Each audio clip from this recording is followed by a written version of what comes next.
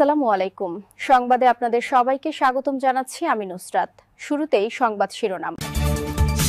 যে কোনো আগ্রাসনের জবাব দিতে প্রস্তুত ইরানের নৌবাহিনী। ইউক্রেনের আরও ২৩০ সেনা নিহত। কমান্ডার হত্যার প্রতিশোধ নেবে হিজবুল্লাহ, হুঁশিয়ারি নাইম কাসেমের। ইউক্রেনের দখলকৃত ভূখণ্ড পুতিনের কাছে হস্তান্তরের পরিকল্পনা ট্রাম্পের। আপনি যদি আমাদের চ্যানেলে নতুন হয়ে থাকেন তাহলে চ্যানেলটি সাবস্ক্রাইব করে দিন। ইরানের নৌবাহিনী যে কোনো ধরনের আগ্রাসন ও হুমকির জবাব দিতে সম্পূর্ণ প্রস্তুত রয়েছে বলে জানিয়েছেন দেশটির সশস্ত্র বাহিনীর প্রধান মেজর জেনারেল সৈয়দ আব্দুর রহিম মুসাবি। ইরানের নৌবাহিনী দিবস উপলক্ষে এক বার্তায় তিনি এই মন্তব্য করেন। ইরানের সশস্ত্র বাহিনীর চিফ অব স্টাফ সৈয়দ মুসাবি ইরানের নৌবাহিনীর কৌশলগত সক্ষমতার কথা উল্লেখ করে বলেন, নিজস্ব সক্ষমতা ও জিহাদি মনোভাবের উপর নির্ভর করেই নৌবাহিনী সম্ভাব্য যে কোনো হুমকির মোকাবিলায় পুরোপুরি প্রস্তুত। তিনি আরও বলেন, এই কৌশলগত বাহিনী নানা ঘটনায় নিজেদের সক্ষমতার প্রমাণ দিয়েছে। নৌবাহিনী নিজস্ব সামর্থ্য, কার্যকর উদ্যোগ এবং জিহাদি চেতনার মাধ্যমে যে কোনো আগ্রাসনের বিরুদ্ধে কঠোর, কার্যকর এবং অনুশোচনা সৃষ্টিকারী জবাব দিতে সক্ষম, এটা তারা প্রমাণ করেছে। জেনারেল মুসাবি আরও বলেন, পারস্য উপসাগর, ওমান সাগর এবং ইরানের আঞ্চলিক পানিসীমায় টেকসই নিরাপত্তা বজায় রাখতে যে সক্ষমতার বিকাশ ঘটেছে তা সেনাবাহিনীর নৌ ইউনিট এবং ইসলামী বিপ্লবী গার্ড বাহিনীর নৌ ইউনিটের মধ্যে সমন্বয়, সহযোগিতা এবং গঠনমূলক পারস্পরিক সম্পর্কের ফসল।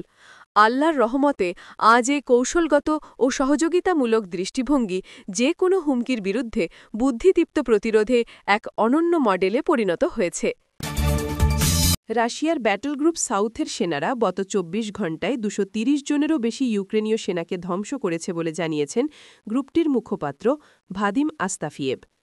শনিবার ২৯ নভেম্বর এক প্রতিবেদনে এই তথ্য জানিয়েছে রুশ বার্তা সংস্থা তাস। রুশ মুখপাত্র বলেন, ইউক্রেনীয় সেনাবাহিনী ২৪ ঘণ্টায় ২৩০ জনেরও বেশি সৈন্য হারিয়েছে।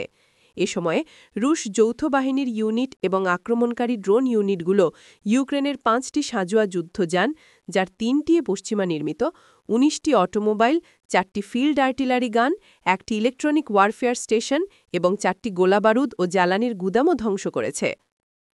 এদিকে সেভেরস্ক দিকের ড্রোন ইউনিটগুলো ইউক্রেনের ২টি ইউএভি নিয়ন্ত্রণ কেন্দ্র, ১টি স্টারলিংক টার্মিনাল এবং ৬টি যোগাযোগ অ্যান্টেনায় লক্ষ্যবস্তুতে আঘাত হানে বলেও উল্লেখ করেন ভাদিম আস্তাফিয়েভ। তিনি আরও জানান, ক্রামাটর্স্ক দিকের ড্রোন ইউনিটগুলো ইউক্রেনীয় বাহিনীর একটি স্থলভিত্তিক রোবোটিক কমপ্লেক্স ধ্বংস করে, একটি আর-১৮ অক্টোকপ্টার ভূপাতিত করে, একটি ইউএভি নিয়ন্ত্রণ কেন্দ্র, একটি স্টারলিংক টার্মিনাল, ৩টি এফপিভি ড্রোন অ্যান্টেনা এবং ৩টি যোগাযোগ অ্যান্টেনায় আঘাত হানে। এছাড়া কনস্তান্তিনোভকার দক্ষিণাঞ্চলের ড্রোন ইউনিটগুলো শত্রুপক্ষের ৩টি স্থল রোবোটিক সিস্টেম, একটি অস্থায়ী ভাটি এবং ইউক্রেনীয় বাহিনীর ৬টি ডাগআউট ধ্বংস করেছে বলেও আস্তাফিয়েভ জানান। এদিকে আন্তর্জাতিক সম্পর্কের ক্ষেত্রে রাশিয়া সবসময় শান্তির পক্ষে থাকলেও সম্ভাব্য সংঘাতের জন্য দেশটি সর্বদা প্রস্তুত রয়েছে বলে মন্তব্য করেছেন ক্রেমলিনের প্রেস সেক্রেটারি দিমিত্রি পেসকভ। শুক্রবার রাশিয়ার রাষ্ট্রীয় টিভি চ্যানেল ওয়ানকে দেওয়া বক্তব্যে তিনি একথা বলেন। পেসকভের এই বক্তব্য আসে বেলজিয়ামে রাশিয়ার রাষ্ট্রদূত ডেনিস গঞ্চারের এক মন্তব্যের পর।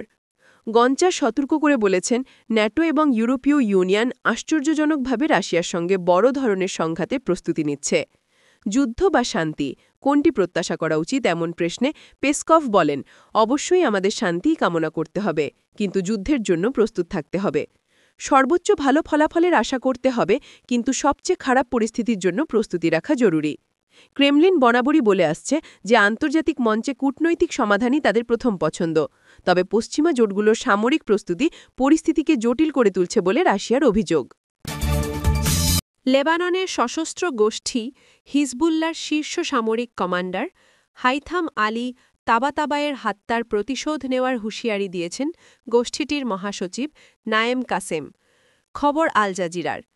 স্থানীয় সময় শুক্রবার ২৭ নভেম্বর টেলিভিশনে সম্প্রচারিত এক ভাষণে হিজবুল্লাহ নেতা বলেন, তাবাতাবাইকে হত্যা স্পষ্ট আগ্রাসন ও নৃশংস অপরাধ। এই হত্যার জবাব দেবার অধিকার হিজবুল্লাহর আছে।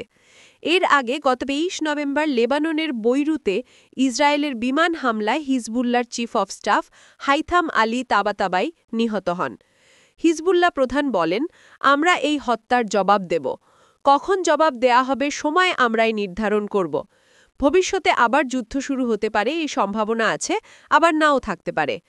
নতুন যুদ্ধে হিজবুল্লাহর ভূমিকা নিয়ে নাইম কাসেম সরাসরি কিছু বলেননি। তবে লেবাননকে ইসরায়েলের মোকাবিলায় নিজের সেনাবাহিনী ও জনগণের উপর নির্ভর করে প্রস্তুতি নেওয়ার আহ্বান জানিয়েছেন। তিনি আশা প্রকাশ করেন পোপ লিওর আসন্ন লেবানন সফর শান্তি প্রতিষ্ঠা ও ইসরায়েলি আগ্রাসন বন্ধে ভূমিকা রাখবে। ইউক্রেন যুদ্ধ বন্ধে চুক্তির জন্য রাশিয়ার নিয়ন্ত্রণাধীন ক্রিমিয়া ও কিয়েভের অন্যান্য দখলকৃত অঞ্চলের ওপর রাশিয়ার আধিপত্যকে স্বীকৃতি দেওয়ার প্রস্তুতি নিচ্ছে যুক্তরাষ্ট্র। শুক্রবার ২৮ নভেম্বর এক প্রতিবেদনে দ্য টেলিগ্রাফ বলছে, ডোনাল্ড ট্রাম্প তার বিশেষ দূত স্টিভ উইটকফ এবং জামাতা জ্যারেড কুশনারকে রুশ প্রেসিডেন্ট ভ্লাদিমির পুতিনের কাছে সরাসরি এ প্রস্তাব পৌঁছে দেওয়ার জন্য মস্কোতে পাঠিয়েছেন। ইউক্রেনে ইউরোপীয় মিত্রদের উদ্বেগ সত্ত্বেও এই ভূখণ্ড স্বীকৃতি প্রদানের পরিকল্পনা এগিয়ে যাবে বলে ধারণা করা হচ্ছে। একটি বিশ্বস্ত সূত্র জানিয়েছে, এটা স্পষ্ট যে যুক্তরাষ্ট্র ইউরোপের অবস্থানকে গুরুত্ব দিচ্ছে না। তারা বলে, ইউরোপীয়রা যা খুশি করতে পারে। আপনি যদি আমাদের চ্যানেলে নতুন হয়ে থাকেন তাহলে চ্যানেলটি সাবস্ক্রাইব করে দিন।